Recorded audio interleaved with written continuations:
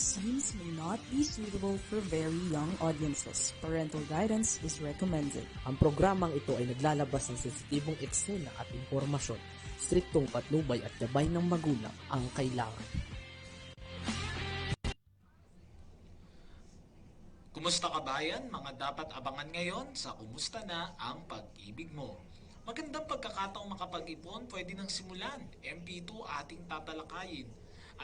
Batanggenyo gumawa ng pangalan sa international fashion scene. At ano ang International Women's Day? At bakit ito pumapatak ng March 8? Ating alamin sa Alam Mo Ba To? Yan at marami pang iba ang ating pag-uusapan ngayong hapon at ngayong episode, ngayong Thursday sa ating programang Kumusta na ang Pag-ibig Mo?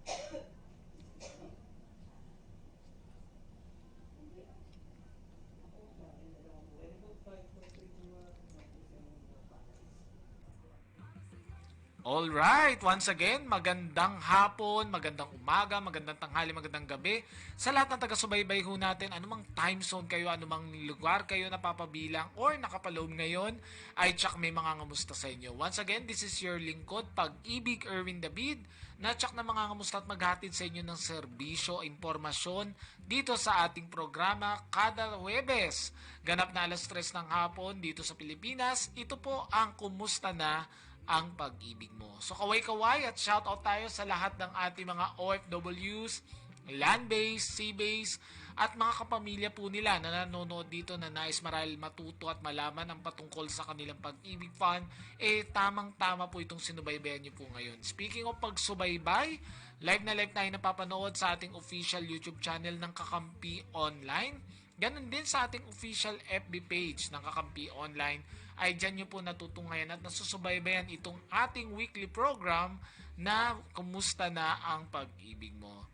At nakatutuwa dito ay laging kada linggo ay meron tayong mga tinatalakay na mga pag-ibig programs, benefits at marahil yung mga naitatanong natin recently, no? Bakit naman napakalagang pag-usapan ito? Syempre naman po, no, mahalaga na pag-uusapan yung pag-ibig, no? Sabi nga natin, hindi naman natin pinag-uusapan ng pag-ibig dahil maraming naghihiwalay nitong nakaraan. No? O nachichismis na maghihiwalay. Pinag-uusapan natin to, lalong-lalo na kay mga OFWs, mga kababayan natin sapagkat ito'y inyong government benefits. Dahil alam nyo po sa bisa ng RA 9679, yan po yung tinatawag nating Home Development Mutual Fund Law of 2009, ay mandatory na ang pag-ibig sa mga OFWs whether ikaw ay land-based or sea-based po. Ngayon, ang pag-ibig po ay nagkaroon na ng increase, no? Naging effective siya ditong February 2024. At napakalaking tulong sa atin yan. At siguro para ma-review natin at mabalikan natin, ano nga po bang pag-ibig, no? Ay wala nang natin patagalin pa. Ito na ho, magre-recap tayo dun sa last week topic natin. Walang iba kundi yung pag-ibig regular savings. Ito po yung kinakaltas sa atin kung nagtatrabaho ka dati dito sa Pilipinas, sa mga simang nanonood tuwing onboard ho kayo sa inyong manning or sa pamamagitan ng inyong manning agencies at sa inyong mga land-based or individual payer natin na naguhulog monthly either advance or talagang buwan-buwan talaga religiously ay nagdadagdag sila ng ipon whether over the counter or through online payment channels natin. Ito po yon, yung regular savings. So ano nga meron po dito? So first of all, ang ating binalita or sinabi ng mga nakaraan po at sinabi rin kanina na ang regular hulog natin ay 400. Saan ang galing yung 400 pong yan? Actually, yan po ay na overdue na po, no, yung increase natin. Dapat yan talaga sisimula noong 2019 pero dahil nagkaroon lang tayo ng pandemya po ay minabuti ng pag-ibig na i-move muna yung pag-increase hanggang nitong tuluyan ng nag-back to normal nitong 2024 ay tuluyan na napatupad. Syempre yan po ay may konsultasyon sa iba't ibang employment and OFW groups at konsultasyon din sa iba't ibang mga ahensya ng gobyerno at lahat naman po ay wala namang naging pagtutol bagkos ay sinuportahan po ang ating increase, which is napakaliit lang naman po, no? Formerly kasi 100 pesos sa employee and employer share. So tigwa 100 po lumalabas. Pag sinabing employer share, halimbawa yung mga nanonood nating seafarer, pag nakasakay po kayo or onboard po kayo, meron kayong kaltas sa inyong opisina na 100 pesos at tutumbasan niya ng another 100 pesos ng inyong manning agency. Or similar din sa mga locally employed natin. So 200 siya lumalabas na yung monthly hulog po natin. Pero ngayon, instead na 100 po, ay nadagdagan lang naman ng 100 lang. No? 200 pesos sa employee at 200 pesos sa employer. Kaya lumalabas po, ang magkano ng monthly hulog natin ngayon normally ay, or regular po, is 400 pesos. So ano bang tulong? No? Ano bang pakinabang? O anong benepisyo makukuha natin dito? Just as you can see now, ang Pag-ibig po ay inyong savings wherein ito po ay high dividends. In what way ito naging high dividends? Ito po, no? 6.53% yung tinubo po niya last 2022. Pero update lang po tayo, 2023 po, ang tinubo po natin, nag-increase siya ng at least 0.2%, kaya 6.55% po yung kinita ng last year po. Maganda po dyan, government guaranteed. Whatever happens to Pag-ibig, guaranteed ng government yung ating pondo o ipon po. Napakaganda ho nun. Pag naghahanap tayo saan pwede mag-ipon, tinitiyak natin na protektado, sigurado at maasahan ng institusyon na pinag-iipunan natin. At wag na tayong lumayo pa. Ito po yun. Pag-ibig Fund. At bakit naman hindi? Yan po, pakikita natin sa susunod na letrato na kung ikukumpara natin o yakambing yung maaaring tubuin o yung kitain ng ating hulog. Kasi sa Pag-ibig tumutubo yan through dividend rate, no? So as compared with the interest na ino-offer ng ibang similar common deposit accounts, malaki po yung disparity, malawak yung difference ho. Yung iba po wala pa pong 1% pero sa amin makikita nyo 6.5%, no? Or in ano po natin specific po in detail, 6.55% siya last 2023. Okay? By the way, itong table na to ay pinakikita lang namin sa inyo hindi upang i-discourage kayo mag-ipon sa ibang financial institution or ibang instrument. Malaya po tayo, no? Kahit saan tayo pwede mag-ipon. Ang nice lang namin ipakita po dito, yung kagandahan lang po na nag-iipon tayo dito sa Pag-ibig. No, wherein this is a government savings program po. So, ito po, makikita nyo, bagamat competitive yung dividend rate, mataas, ibig sabihin nyo pwedeng ating maging tubo through dividend rate ng Pag-ibig, kapansin-pansin, walang withholding tax. Yan yung aming yung salient features ho ng Pag-ibig regular savings. At bakit naman hindi, no? Usually kung may makikita ka sa mga digital banks ngayon, they may earn, no?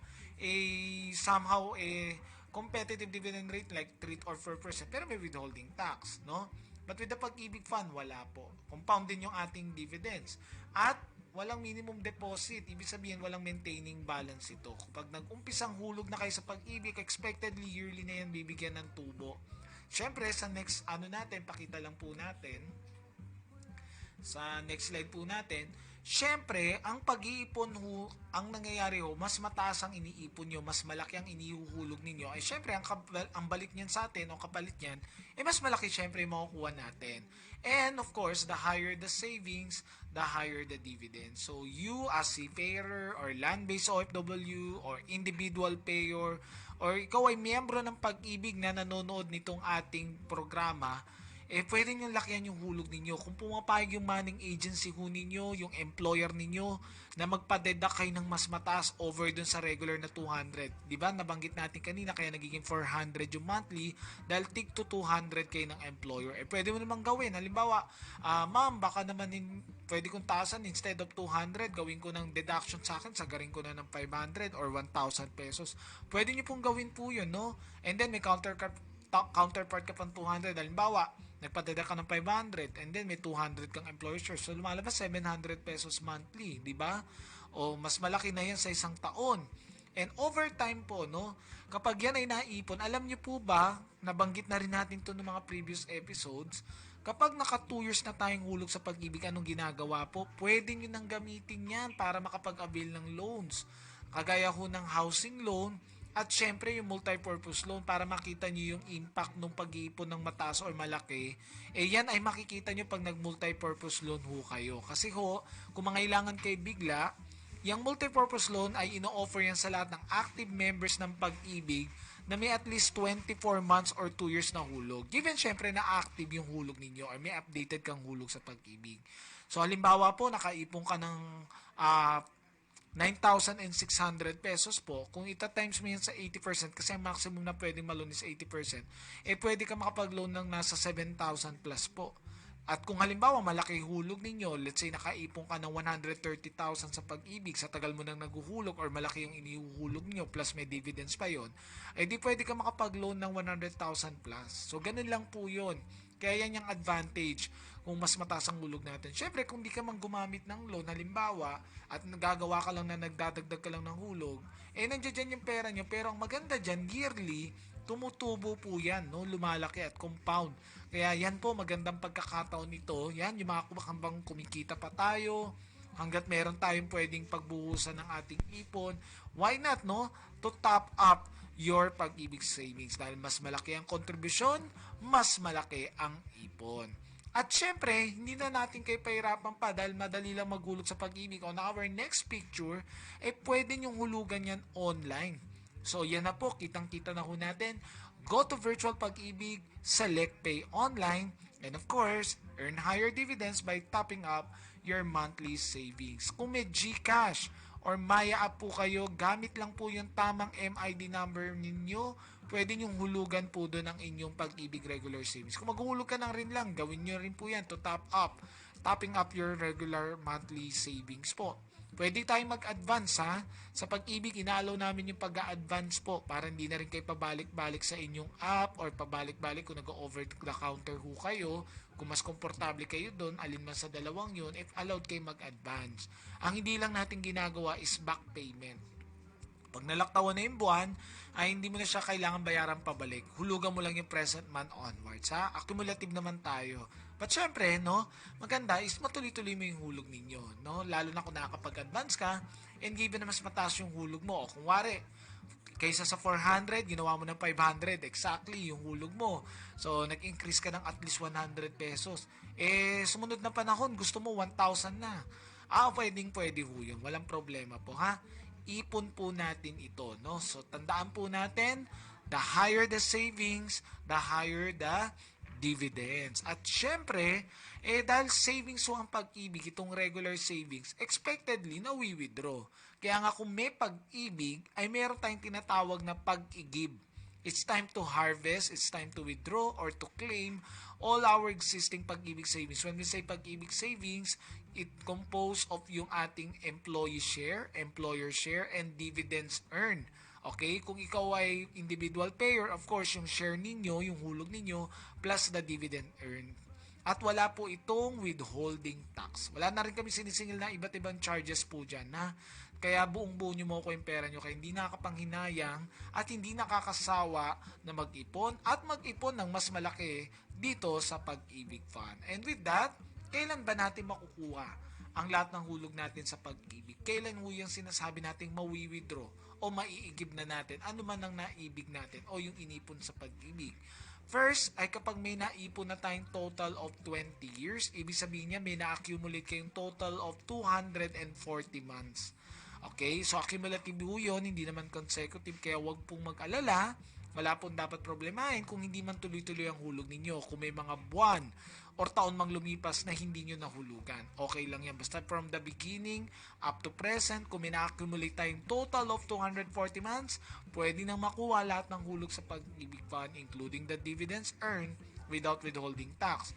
Ganon din naman, kung halimbawa po wala pang 20 years yung hulog mo, or sumobra man sa 20 years or 240 months yung hulog natin, pero sumapit na tayo ng edad 60 years old pataas, pwede na ho kayo mag-claim yan. Yung mga 60 to 64, yan yung tinatawag nating optional withdrawal or retirement.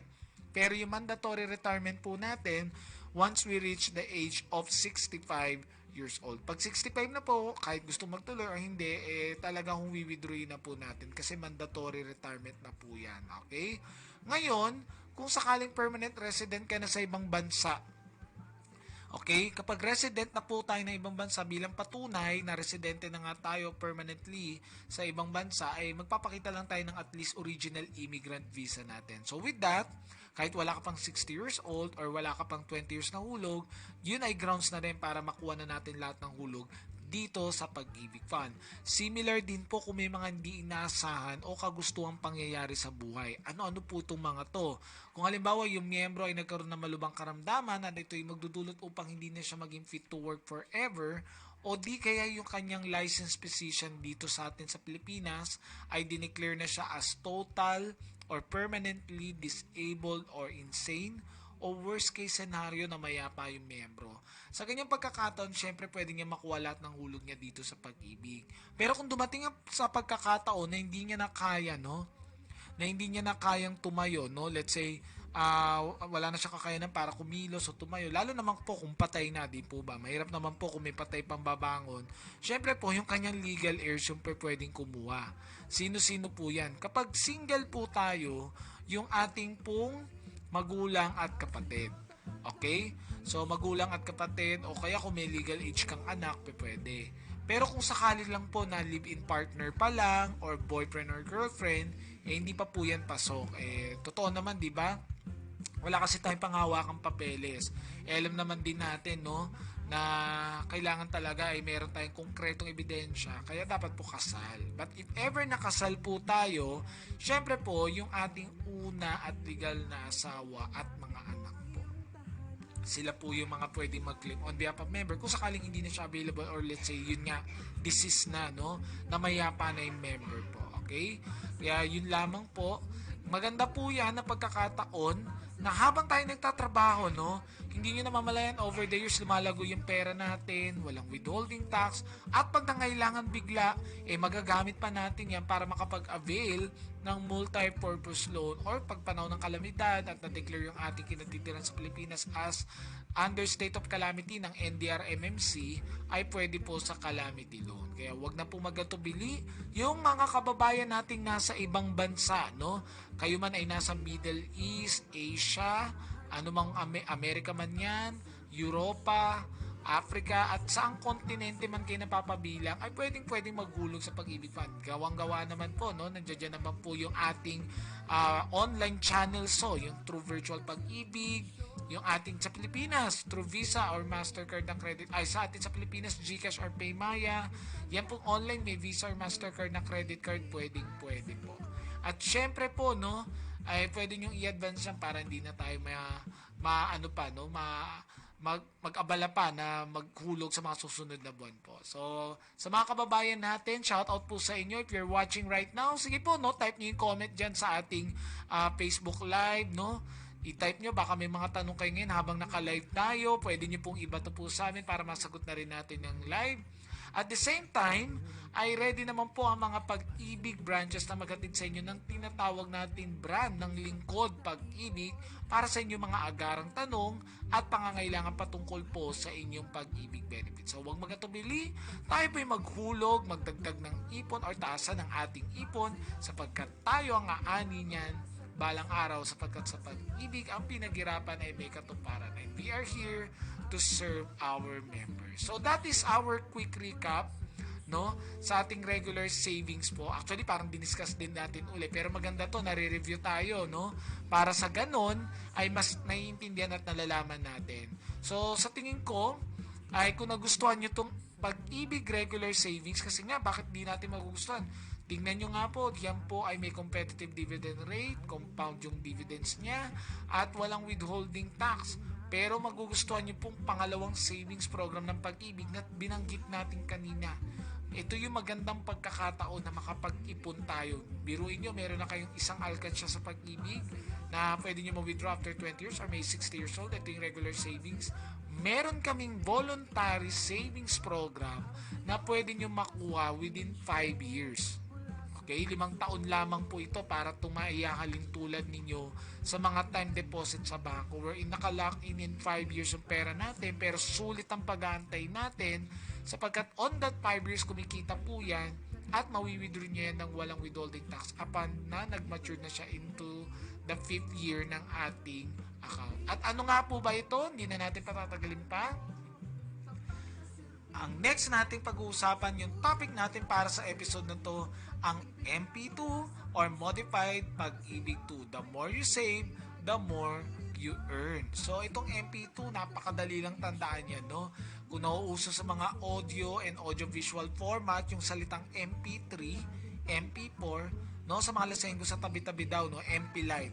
Hindi kami magpapatalo, no. Ito po, MP2 or Modified Pag-ibig 2, napakadaling maalala at matandaan. Alam niyo, natutuwa ho kami dito dahil for the recent years na ma-market, ibig sabihin kumakalat yung kaalaman, yung kamalayan sa programang ito ng pag-ibig, there's an increase of awareness and the same time registration among our Pag-ibig members, especially among the OFWs, even the young ones, no, through the Gen Zs na tinatawag natin, among the millennials, or across the different generations. As long as you're an active Pag-ibig member, you can join the MP2 or Modified Pag-ibig 2 Savings Program. Actually, it was even featured by financial advocates such as sila Mr. Marvin Guermo, Mr. Vince Rapisura, and even Chinkitan. Halos hindi na nga kami ang nagmamarket nito, word of mouth through the members. Minsan pag nakikita kayo ng mga YouTube comments, Facebook comments, puro positibo, and they are fully aware on the benefits and the competitive dividend rate of MP2. Ano nga po ba tong MP2? Ito po siya. Tignan po natin sa ating susunod na picture. So first, ito po yung pinaka-striking difference niya between the regular savings. Okay? By the way, bago po kayo mag-MP2, dapat active kayong naguhulog ng ating regular savings. Kaya nga siya 2, ibig sabihin pangalawang alkansya nyo o ipunan nyo to under dito sa pag-ibig. Sulit naman po yan sapagkat ito pong kagagaya na nakikita ninyo, 2022 yan, ang return rate niya 7.03. Hulaan nyo kung magkano ang tinubo. Actually, hindi nyo na kailangang hulaan, inanunsyo na ho yan ng chairman's report natin last February 27. Last year of 2023 ay tumaas to ng bagya, no? 7.05%. Napakataas ho nun. Kung tatanungin nyo po in terms of savings program na ino-offer dito sa Pilipinas at maghanap ka ng walang withholding tax, sulit na sulit mag-ipon sa MP2 Savings Program. So it has high dividend rate, 5-year maturity po siya. Open din siya kahit sa mga retirees, no? Kung retirees ka na, pensioners, anong ibig sabihin nito? Kung lagpas 65 ka na, gusto nyo mag-ipon sa pag-ibig, basta po may at least 2 years kayo naghulog sa pag-ibig, regardless kahit na-withdraw mo na yung pera mo under pag-ibig 1, pwede kayo mag-join ng MP2. At meron po ito, makikita nyo po itong pangalawa, ito po yung tinatawag na dividend payout options. Yung kinita, yung tinubo niya through dividends. May option ka kung gusto mong kunin annually, taon-taon mong withdrawin yung tinubo ng pera mong pinasok, or compounded. Actually, ito yung mas pinipili na nakararami. No? Kahit ako personally, yung account ko, compounded ang pinili ko. So, medyo brief explanation lang ano ba itong annual and compounded. Pag annual po ang pinili natin, pag tumubo yung pera natin on that year, halimbawa yung 100,000 in isang bagsakang hulog mo, this year 2024, pagpalagay lang natin ay tumubo yan ng around, let's say, 2,000 pesos. No? Halimbawa lang naman po yun. So, pwede nyo na siyang kunin on the following year kasi na-announce yung dividends natin on the following year. So, once posted na yon, pwede nyo nang i-claim. Pero alam niyo ba't marami rin pumipili nitong compounded? Ganito naman po kasi yan. Yan sa compounded, ba 100,000. This year, tumubo ng 2,000. Hindi mo ma-withdraw yung yung tinubo ng pera mo. Sabay-sabay mo na siya makukuha in the 5th year doon sa maturity po. Pero ang sulit naman yan sapagkat halimbawa 100,000 tumubo ng 2,000. Sa isang taon 102,000 yun. The following year, pagpalagay natin wala ka nang hinulog nung sumunod na taon, ang bibigyan na ng tubo 102,000. So nakita niyo po yun, mas lumalaki siya, no? Pumapatong kumbaga kasi nga compounded. So yun yung kagandahan po niya. At wala tong withholding tax. So tingnan po natin yung mga sample computation, no, para ma-appreciate natin yung gaano ba kalaki or para ma-picture out natin yung may ipon natin possibly dito sa Modified Pag-ibig 2 Savings Program. Sige po, pakikita lang natin sa ating mga susunod na slides. So unahin na natin tong annual return option, okay? So halimbawa po, naghuhulog ka ng tigpa 500 monthly. Pagpalagay natin, monthly mo ginagawa talaga yung paghulog ng 500. Sa loob na 5 taon, makakaipon tayo in total yung principal na amount na inulog nyo na 30,000. At halimbawa, no, kinukuha mo yan yearly, ang pwede mo maipon among dun sa mga dividends na tinubo niya yearly ay pwede umabot ng 4,864.75. Okay, next po. Yan, ito na po yan ha. Kung mas mataas ang hulog mo, syempre, 1,000 pesos, mas malaki yung pwede nyo makakuha. Okay? So, syempre, 60,000 plus ito yung total na earn na dividends yearly. And next po, pag nag-isang bagsakan tayo, no, let's say 1 million pesos, pagpalagay natin, January mo ginawa yan this year, yung isang bagsakang hulog mo, yan po yung pwede nyo kitain every year kung sakali. Okay? By the way, no, hindi naman tayo fix yung ating dividend rate. Flexible naman po yan kasi it will be based on the net income ng Pag-ibig. Kaya napakaganda, no, pag sa Pag-ibig kayo naglo-loan, yung nakokolekta nating interest among the monthly amortizations ng housing loan and short-term loans, pinagsasama-sama po yun at binabalik yung kita nun saan?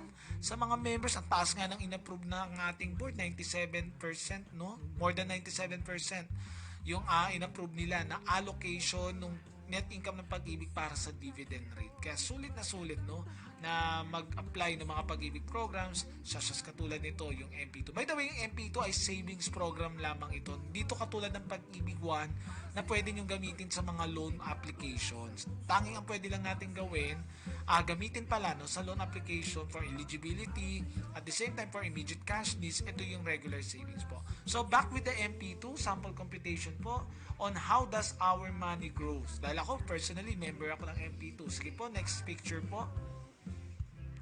So, dito naman tayo sa compound or compounded return option. So, kung 500 monthly hulog mo, ibig sabihin, nandiyan lang yan. Nagma-monthly ka lang, hindi mo withdraw yung taon-taon yung tinubo. Ma-accumulate yung pwede niyang kitain after 5 years is 5,000 plus at ang total na makukuha mo is 35,000. Siyempre, kung mas mataas ang hulog mo, like itong susunod na papakita natin, halimbawa, kung 1,000 yung ginagawa mong monthly savings sa MP2, ito po yung pwede nyo makakuha in 5 years, no? Yung 70,000 plus. Susunod, kung nag-isang bagsakang hulog ka, 1 milyon. Makikita nyo, no? Pwede siyang tumubo ng almost 40,000, 362,000 pesos. Actually nga, kung nag-annual dividends ka, no? At malaki inuhulog mo, at lalo na kung malaki talaga yung inulog mo, no? Pag nag-annual dividends ka, parang pwede ka na mabuhay no? Sa isang taon dahil lang sa dividends nyo, o sinasabi nating living on dividends kung maayos mong papamalaanan yung inyong finances, di ba? So, sulit na sulit po. At ito pa po, next po natin, ayan, ito yung sample computation, no? Yung comparison between the annual and compounded. So, medyo tututok lang ako ng konti dito sa compounded po. Ayan, makikita nyo kung 100,000 isang bagsakang hulog mo after 5 years, pwede yan kumita ng almost 40,000. Same thing with the 1 million. Okay? Almost kumita siya ng halos 400,000 pesos po. Ang maganda sa Pag-ibig Savings Program, ito po ay government guaranteed. Kagaya rin ng Pag-ibig 1 natin at itong MP2. When we say government guaranteed, halimbawa po si Juan de la Cruz, siya po ay naghulog dito sa MP2 ng worth 10 million pesos. Worst case scenario po, halimbawa walang kinita Pag-ibig. O paano ba yan? Yung 10 million ba ni Sir Juan de la Cruz, ang ibabalik na lang ba natin dyan? Halagang 500,000 na lang po ba? Hindi po. Nakastipulate naman yan sa batas natin sa RA 9679 that whatever happens to Pag-ibig ay guaranteed ng government yung ating pondo po. Ito ay pondo po natin to ng mga miyembro po, no? Kaya hindi po kami kabilang din doon sa proposal na Sovereign Wealth Fund. Hindi po tayo kasali po doon, ha? Pero ito pong MP2 po, yan po, napakagandang pagkakataon na makapag-ipon ho tayo niyan. Mabilis lang ho yung 5 years ho. Ako na po nagsasabi sa inyo, no? So, paano po mag-join? Madali lang po sumali. Ito po, pakita natin sa ating next picture. Ay punta lamang po kayo sa aming official website. Yan ho, www.pagibigfund.gov.ph. At hindi na kayo mahirapan kasi dun pa lang sa pagbungad, pagbukas nyo ng website, lilitaw na yung sinasabi nating e-services. Doon makikita ninyo, meron doon nakalista na MP2 enrollment. I-click nyo lang yon, sagutan nyo lang yung mga detalye, at pagka-submit nun, pwede nyo i-upload yung PDF file at doon naka-reflect yung MP2 number nyo na nagsisimula lagi yan sa number 5. It is a 12-digit number that starts with number 5. Okay? Kaya ngayon, year 2024, usually ang series niya nagsisimula sa 524. Kung inopen mo yan last year 2023, Magsisimula lang yung series niya ng 523. Okay? At kung sakali naman po sa website pa rin tayo, doon din sa e-services may makikita rin kayong ganito, Virtual Pag-ibig for Members. I-click nyo lang doon yung Be a Member button at i-click nyo kasunod yung button for Apply for MP2. Syempre, bago kayo mag-apply ng MP2, mahalaga na alam nyo yung tamang MID number ninyo o yung membership ID number ng Pag-ibig. Dapat lang naman mga ma'am and sir, mga kabayan natin ha, dapat po bago tayo umalis ng bansa, tiyakin natin na tama yung inyong spelling sa records nyo sa Pag-ibig, date of birth at saka ibang detalye po. Okay? Kasi yan po yung gagamitin natin balang araw kapag mag-avail tayo ng mga benefits or magki-claim na ng ating Pag-ibig savings po. At the same time, pagkasali po natin, nakapag-register na po, yan na po yun. Pwede nyo nang hulugan gamit yung inyong e-wallets. Mapa-Gcash man yan or Maya app po. Pero kung sakaling mas gusto nyo po, mas komportable po kayong pumunta sa any nearest branch ng Pag-ibig or sa ibang bansa, kung may mga representative tayo dyan, gusto nyo dun na lang personally magpa-register ng MP2, napakadali lang naman po. Dahil una, ay magdadala lang kayo ng form na na-fill outan po ninyo dito sa ating MP2 enrollment po, at mag-attach lang tayo ng copy lang ng inyong one valid ID at copy ng proof of income. Syempre, dalhin nyo lang yung original valid ID po ninyo. So, malamang kung nasa ibang bansa ka, may passport ka naman, di dalhin mo lang yung original passport and yung photocopy lang naman na kukunin Pag-ibig. And yung proof of income po, syempre kung OFW po kayo, pwede po yan yung latest employment contract nyo with compensation, dahil kung yan naman po ang halimbawa, kontrata nyo naka foreign language, kailangan mai-translate muna into English language. At the same time, kung may OEC kayo, o di kaya yung latest 1-month payslip na ito yung present natin, employer, at kung meron din po kayong bank statement, pwede po. Actually, mga ganun documents sa pansa initial deposit or initial registration sa MP2, at hihingin din po yun kada maghuhulog tayo ng more than 100,000 po. Ang cash payment naman over the counter to any branch ng Pag-ibig ay hanggang 500,000. Pero kung lalabis na po sa more than 500,000 or more than 500,000 na po yung ating pong ihulog sa MP2, ito ay pwede lang hulugan sa pamamagitan ng managers or sa pamamagitan po ng ating personal check po. So, ganun lang kasimple at napakagandang programa ng Modified Pag-ibig 2 Savings Program. Yan po, nakikita nyo ngayon sa ating screen, yung QR code. Pwede nyo i-screenshot yan para ilan or i-direct kayo dun sa website ng Pag-ibig wherein malalaman yung information at registration sa Modified Pag-ibig 2. Ako na po magsasabi sa inyo, ako mismo nag-open ako nung una kong account sa MP2 last 2016, January talaga, inumpisahan ko siya. And then, na-withdraw ko siya ng 2021. Mabilis lang yan, 5 years.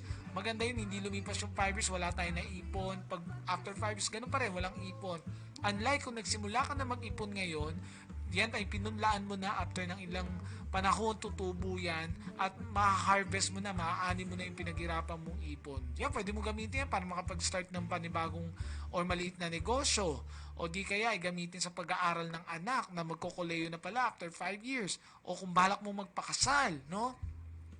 O balak mong gumawa ng resort, no? Pag gumawa ka ng resort, huwag ka na magtayo doon sa alam mong pinagbabawal tayuan, no? O, di ba? Huwag nyo nang galawin yung ibang lugar, no? Magtayo na lang kayo doon sa pwedeng tayuan. But anyway, yan po, ang dami pwedeng paglagakan yan after 5 years kasi nga may sinimulan tayo, may inipon. O, di ba? Ako nga yung ipon ko noong 2016 na nag-mature ng 2021, nagamit ko po yun para sa pag-aaral ko, para sa defense ko sa PUP. Kayo po, no, try nyo po, yung mga anak nyo po, baka mag-aaral na sa kolehiyo. Minsan nga, kahit wala pa sa kolehiyo, nangangailangan na tayo.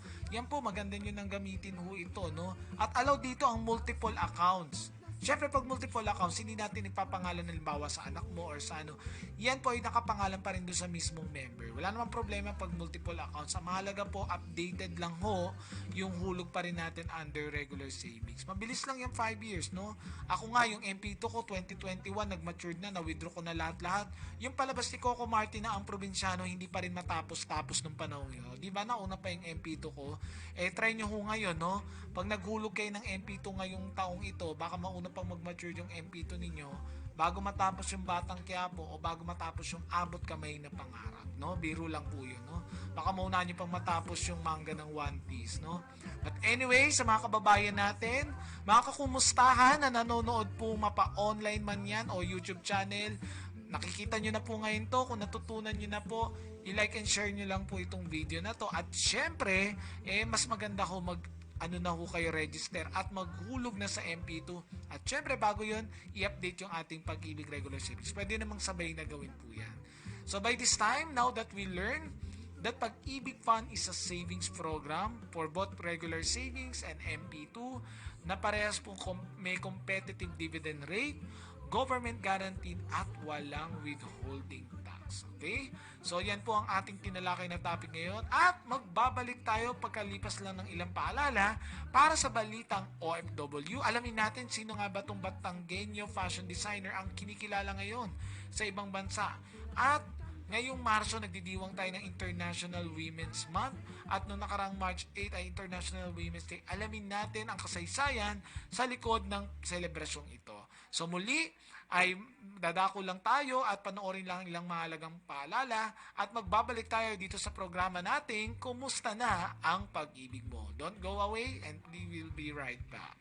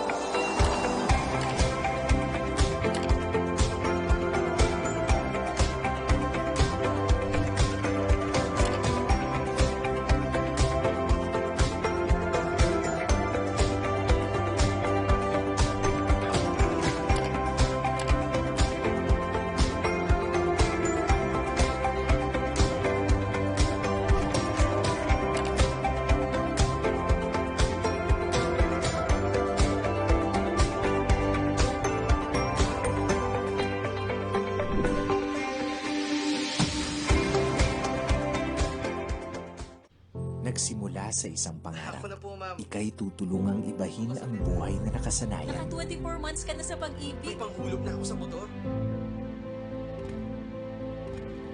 Bagong motor. Gagawa ng hakbang para mapaghandaan ng forever. Ingat ka ha.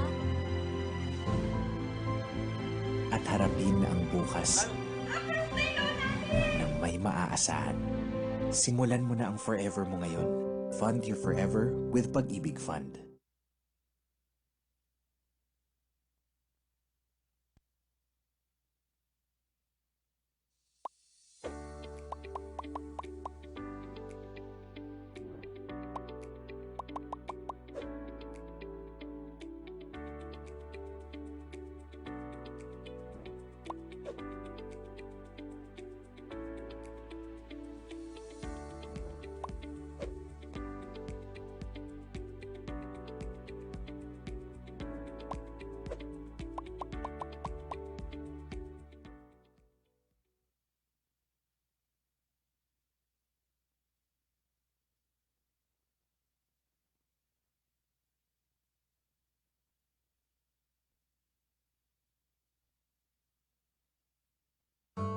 Bago ako magmahal ng iba, mamahalin ko muna ang sarili ko. Mag-iipon muna ako ng pag-ibig. Pag-ibig Regular Savings.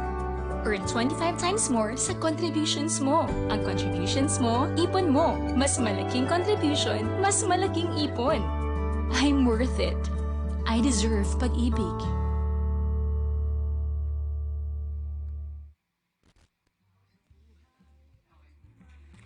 Alright, so nagbabalik tayo muli sa ating programang Kumusta na ang Pag-ibig mo? So once again, this is your lingkod Pag-ibig, Erwin David. At kanina habang nanonood kayo ng Patalastas ay una pinakita ko doon yung regarding sa how to create your account sa ating virtual pag-ibig. So, ito yung Feel the Pag-ibig online. Para damang-daman natin, nasusubaybayan natin. Tayo nga, di ba, pag may mahal tayo sa buhay, gusto natin, lagi nating nakakamusta, nakikita, o ini-stalk nyo siguro sa mga kanya-kanyang social media. Ganun din ang pag-ibig. Noong nakaraan, no, nakikita natin yung mga post na pwede nyo nang i-check yung dividends nyo. Okay, sa mga nanonood ngayon, ha, kung may virtual pag-ibig na kayo, yan po, check nyo na po yung inyong virtual pag-ibig at nag-post na po tayo ng dividends natin. Kaya kung nagwa-wonder kayo, uy, magkano ba kinita nung regular savings ko? Or magkano na yung tinubo ng aking MP2? Yan na po, no? Ay ready na po yan to be checked online using your virtual pag-ibig account. Sa mga wala pang virtual pag-ibig, create na po kayo. Napakadali lang, kanina pinakita yung ating walkthrough o yung step-by-step guide how to create your virtual pag-ibig account. At syempre, no, para mas nakikita ko natin, di ba, nakakatuwa pag nasusubaybay natin, uy, nakaka-encourage, ito na pala yung tinubo ng pera ko. Yung iba pa nga, nagugulat na lang sila, nakakala lang nila, iniwan lang nila yung pera dyan, parang natutulog lang. Pero hindi, dahil tumutubo po yan, no? Yun yung kagandahan pag nilalagak natin yung pinag-iipunan natin sa mga ganitong institusyon na may kakaya na makapagbigay ng tubo or kita, no, sa pag-ibig sa pamamagitan niya ng dividend rate. Kasi nga nagwo-work yung pera para sa atin through dividend rate ko. Kaysa yung parang halimbawa nilagay mo lang sa isang lata o sa isang basyo. Kumaga after ilang years, pag binalikan mo, kung ano nilagay mo, yun lang at yun lang. Kasi hindi nga napaikot yung pera, kaya walang pagtubo. Ang masaklap pa dyan, kagaya ng mga ilang beses na nating nababalitaan, kung di naman inanay, inamag, nabasa, o nasunog yung kanilang perang inilagay doon sa isang lalagyanan, ay napakasaklap po nun dahil napakahirap mag-ipon, and yet ganun pa po yung nangyari. Kaya maganda ko, no, na meron tayong mga pinaglalagakan ng mga ganitong channels. At wag na tayo lumayo pa. Saan ba tayo makakakuha na at makakita ng government guaranteed, may competitive dividend rate at walang withholding tax, walang iba kundi ang pag-ibig. And with that, sa ating pagbabalik, ay tayo po ngayon ay dadako na sa ating balitang OFW. At ito ay nakaka-proud, no? Dahil proud Pinoy ho tayo, no? Dahil Batanggenyo gumagawa ng pangalan sa international fashion scene. At sino ba to at bakit nasabi na siya gumagawa ng pangalan sa international fashion scene? Yan ay walang iba kundi ang ating kababayan na si Ginoong R.C. Kailan. Okay? Unti-unti nang nakikilala sa glamorosong mundo ng fashion world sa Hollywood ang Batanggenyong fashion designer na si R.C. Kailan. Okay, may tuturing dream come true para sa 41 anyos na Pinoy fashion designer ang unti-unti niyang paggawa ng pangalan sa napili niyang profesyon. Yan, makikita ho natin siya dito. Karaniwang vintage Hollywood glam ang tema ng kanyang disenyo ng kasuotan na may modern touch. Yan po yun. Yung nakikita po ninyo yan, na-feature siya sa isang magazine sa ibang bansa, no? Ilan sa mga kilalang international, yan, pakinggan po natin to. Ilan sa mga kilalang international celebrity na nakapagsuotan ng kanyang mga likha ay sina Carrie Underwood at Oscar winner na si Marlee Matlin. Okay, si Carrie Underwood, sabi niya dito, Carrie Underwood pick up my design. It's not only once, but twice. And I have Helen Hunt, and I have Marlee Matlin. She's a first ever Oscar winner na deaf. Okay? And I also have the first ever African American country music singer ayon kay RC. So taong 2012 na makumpleto ni RC ang kanyang fashion design course sa Amerika. Pumasok siya sa internship sa Los Angeles kay Joseph Domingo na isa ring Filipino designer na naging daan para may pamalas niya ang kanyang capsule collection na Ruby. Ilang taon pa ang lumipas, unti-unti na siyang napansin ng mga A-listers sa top international celebrities. Sa kabila ng kanyang tagumpay sa Amerika, hindi pa rin nakakalimutan ni RC ang kanyang pinagmulan. Tuwing ikalawang taon ay umuwi siya ng Pilipinas. Ayon kay Ginoong RC, you have to remind yourself where you've come from.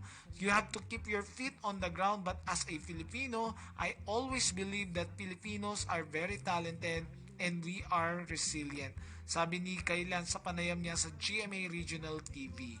Plano ni RC na makapagtayo ng sariling fashion shop at ready-to-wear brand line sa Pilipinas. Bukod sa nais niyang may bahagi sa kanyang mga kababayan ng kanyang obra, nais din niyang matulungan ng iba't ibang nangangarap din na makilala sa fashion industry. So this was from FRJ of GMA Integrated News. So mula po dito sa programang Kumusta na ang Pag-ibig Mo, mabuhay po ang kababayan nating nasa dako ng Amerika na si Ginoong RC Kailan. Mabuhay po at ang inyong gawa at nawa ay patuloy pa ang inyong katagumpayan. At syempre, sa mga nangangarap nating kababayan dyan, no, na marami nasa iba't ibang larangan po, ay sumasaludo din po kami sa inyo. Okay? So mabuhay po ang mga manggagawang Pilipino at mabuhay po ang ating mga fashion designers. Yan, nakatutuwa po ha.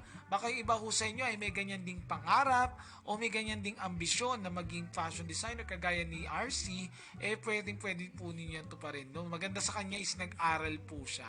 Kaya kayo, kung namumroblema kayo, baka wala kayong tuition fee, baka makatulong ho sa inyo ang savings program ng Pag-ibig. Baka magamit nyo po yung MP2 na inipon ninyo, yung tinalakay natin kanina, o yung regular savings nyo, gusto nyo gamitin para yung 80% nun magamit nyo through Pag-ibig short-term loan programs. Okay? Ngayon, ay kasunod nating tatalakayin dito sa ating portion na alam mo ba to?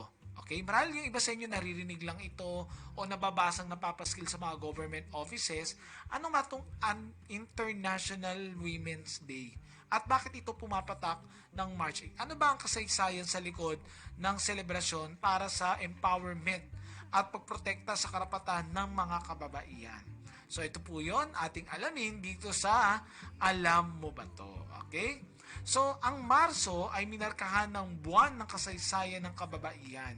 Isang karangalan ng pagdiriwang tinalaga ng Kongreso upang kilalanin at pagdiwang ang mga kontribusyon ng kababaihan sa buong kasaysayan at ngayon.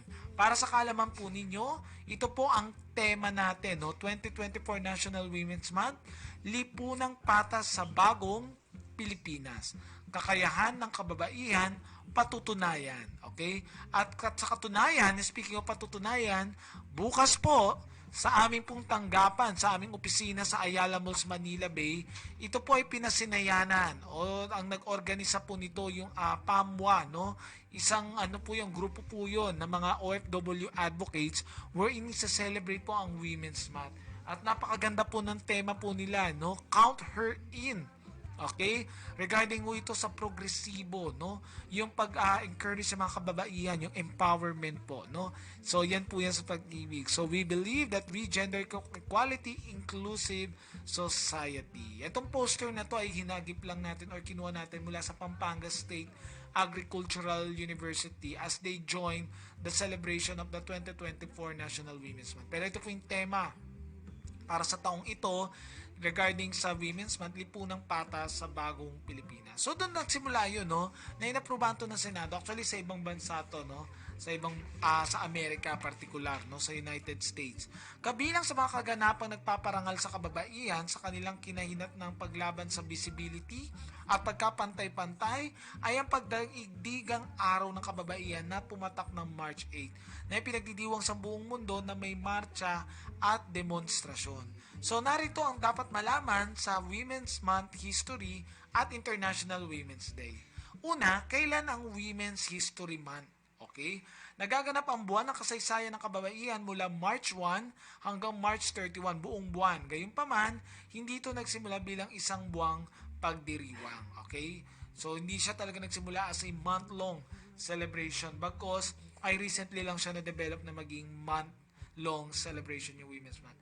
Ano ang pinagmulan ng Women's History Month, no? Ayon sa National Women's History Museum, nagsimula ang Women's History Month bilang isang linggong pagdiriwang sa Santa Rosa, California. Noong 1978, ang Education Task Force ng Sonoma County Commission on the Status of Women ay nagplano ng unang Women's History Week noong 1978 at nag-time na ito ay tumutugma sa International Women's Day. Ang idea ay kumalat sa iba pang lokal at komunidad sa estado at sa buong bansa. Noong 1980, isang asosasyon ng mga grupo ng kababaihan na kilala bilang National Women's History Project ang matagumpay na naglobby para sa pambansang pagkilala mula kay Pangulong Jimmy Carter na naglabas ng proklamasyon ng taong yon ay kinikilala ng linggo ng March 8 bilang National Women's History Week. Pinagpatuloy ni Pangulong Ronald Reagan ang tradisyon hanggang 1987 nang itinalaga ng Kongreso ang buong buwan ng Marso bilang buwan ng kasaysayan ng kababaihan sa pagpasa ng pampublikong batas 100-9. Simula noon, ang bawat Pangulo ay naglalabas ng taunang mga proklamasyon at nagtatalaga ng buwan. Sa taong ito, hinimok ni Pangulong Joe Biden ang mga Amerikano sa kanyang proklamasyon na patuloy na magtrabaho upang bumuo ng isang mundo na karapat-dapat sa mga pangarap at layunin lahat ng kababaihan at babae. Sa buwan ng kasaysayan ng kababaihan, pinagdiriwang natin ang matatapang na kababaihan na tumutulong sa ating bansa na bumuo ng isang mas patas, mas makatarungang lipunan, sabi ni President Biden. Okay, ngayon ang tanong, ano ang International Women's Day? So kanina narinig na natin, kaya pala nagsimula natin talaga ng March 8 is because dahil may pinasang batas sa Santa Rosa, California. So ang March 8 ay iminarkahan, ito po yung makikita natin yung iba't ibang kaganapan dyan, no? Sa International Women's Month. So nandiyan yung mga pagmarcha, no? Yung mga demonstrasyon, no? Para isulong ang karapatan ng kababaihan. Ang March 8 ay minarkahan na International Women's Day. Opisyal na kinilala ng United Nations ang International Women's Day noong 1977. Pare-pares pa siguro tayong hindi pa buhay ng mga panahon yan, no? Pero iba sa atin ay nabubuhay na ho siguro niyan. At yan ho, nagsimula po dyan. Ngunit ang okasyon ay nag-ugat sa mga paggalaw at paggawa ng unang bahagi ng ika-20 siglo. Ang araw ay ginuginita sa iba't ibang paraan, sa iba't ibang antas sa mga lugar sa buong mundo. Okay? So yan yung National Women's Month. So ano yung nangyayari dito, no? So, noong lamang 1975 ay opisyal nang minarkahan ng United Nations ang kilala ngayon bilang International Women's Day. Pagkalipas ng 2 taon, pinagtibay ng pangkalatang Assembleya or General Assembly ng United Nations ang isang resolusyon na naghahayag ng Araw ng United Nations para sa mga karapatan ng kababaihan at pangdaigdigang kapayapaan na dapat sundin ng mga miyembrong estado. Ngayon, ano bang ibig sabihin ng kulay, no? Sa likod ng History Month. At madalas yan, dito sa Pilipinas po ay naka-violet ho tayo. Okay? Naka-purple. Ang kulay ho na nakikita ko o ang kulay ho na existing sa celebration ng Women's History Month ay purple, green at white ang mga opisyal na kulay ho ng Women's History Month, no? Pag nakikita niyo siguro magtatabi yung ano ho, no? Yung purple, green at white eh parang bulaklak ho, no? Parang nakakita tayo ng isang napakagandang bulaklak. Ang mga ito ay pinagtibay mula sa kulay na ginamit sa International Women's Day na ayon sa website na International Women's Day ay nagmula sa mga suffragists sa Women's Social and Political Union noong unang bahagi ng 1900s. Sa England, ang kulay purple ay may kasaysayang nagpapaiwatig ng royalty at katapatan sa isang layunin. Ngunit sa buong mundo at sa US, ito ay nauugnay sa katarungan. Kaya nakikita niyo po, no, yung mga nag-graduate ho sa atin ng law, eh naka-violet ho sila, no? So yun yung ano ho nun, sinisimbolo po nun, no? Yung katarungan, dignidad at kulay ng kababaihan at pagkapantay-pantay na kasarian ayon sa today.com.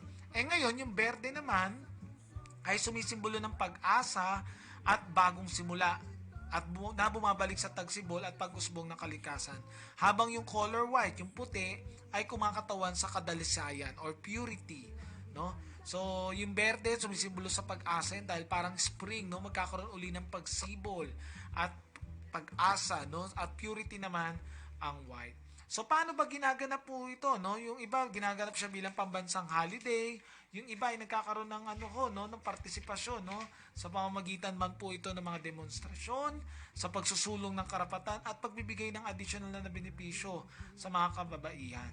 So inihimok ng grupo ng mga tao na parangalan ng mga kababaihan at organisasyon sa kanilang komunidad na nagtatrabaho para sa pangunahing pagsasama, pagkapantay-pantay at pagiging patas po. Yung ating mga impormasyon na ating binahagi po dito sa ating portion na alam mo ba to ay nagmula po yan sa nbcnewyork.com or regarding their topic on National International Women's History Month this 2024. Nawa natuto po tayo dun, no? Alam niyo po, ang pagrespeto at paggalang sa karapatan ng kababaihan ay nagsisimula po sa kanya-kanya nating tahanan po. Kaya sa lahat po na nandito na naniniwala ho sa ganyang advokasya, sa ganyang mga layunin, ay maganda po na simulan natin sa tahanan, sa opisina, ay dahil bawat tao po, mapababae o malalaki, ay dapat po natin nire-respeto at ginagalang. And likewise, kami rin po dito sa Kakampi Online at Pag-ibig Fund ay nakikisa sa pagsulong at pagsuporta sa karapatan ng kababaihan at maging sa selebrasyon ng empowerment ng mga kababaihan sa anumang larangan ng pamumuhay meron sila at anumang dako ng mundo. So mabuhay po ang mga ating mga kababaihan, mabuhay ang Pilipina. Tunay nga po, no, na kayo po ay aming pinaparangalan po. Okay? So, yan na naman po muli at dyan po nagtatapos po yung ating episode po para sa araw na to sa Kumusta na ang Pag-ibig mo. Muli, kung may mga nais kayo parating na katanungan o suggestion ay mangyari po mag-comment po kayo sa aming official FB page. Sa official FB page po yan ng Kakampi Online, ng ating official YouTube channel pa rin ng Kakampi Online.